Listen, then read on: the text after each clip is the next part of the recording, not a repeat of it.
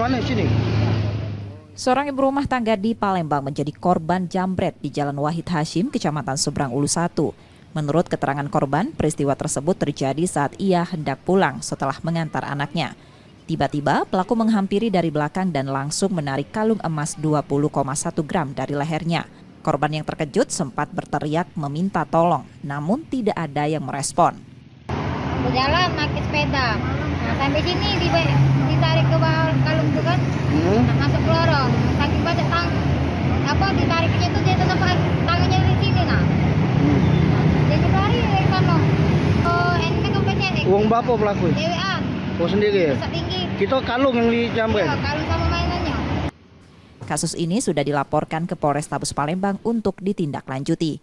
Yudi Kiswanto, Kompas TV, Palembang, Sumatera Selatan.